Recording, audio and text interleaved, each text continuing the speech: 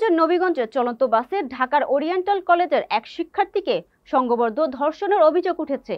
এই ঘটনায় বাস চালককে আটক করে সেনাবাহিনীর হাতে তুলে দেয় স্থানীয়রা।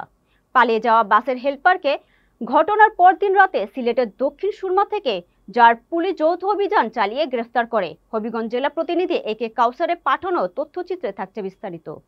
শায়েস্তাগঞ্জ নতুন ব্রিজে এলাকায় নামার কথা থাকলেও ঘুমিয়ে পড়ায় নামতে পারেননি। 10:30টায় ঢাকা সিলেট মহাসড়কের শেরপুর এলাকায় মা এন্টারপ্রাইজ নামে একটি লোকাল বাসে ওঠেন। নবীগঞ্জের আউশকান্দি এলাকার সব যাত্রী নেমে গেলে বাসে একা পেয়ে ভুক্তভোগী শিক্ষার্থীকে সংঘবদ্ধভাবে ধর্ষণ করে চালক ও হেলপার। এক পর্যায়ে তার চিৎকার শুনে এগিয়ে এসে চালক সাব্বিরকে আটক করে সেনাবাহিনীর হাতে তুলে দেয়, তবে হেলপার পালিয়ে যায়। অভিযুক্ত বাস চালক সাব্বির মিয়া নবীগঞ্জ উপজেলার কুশি ইউনিয়নের এনাতাবাদ গ্রামের ফকির আলীর ছেলে এবং হেলপার লিটন মিয়া সিলেটের বিশ্বনাথ উপজেলার রশিদপুর গ্রামের নুরু মিয়ার ছেলে। নবীগঞ্জ থানার ভারপ্রাপ্ত কর্মকর্তা শেখ মোহাম্মদ কামরুজ্জামান বলেন, ভুক্তভোগী তরুণী মামলা দায়ের করেছেন, চালককে গ্রেফতার করা হয়েছে।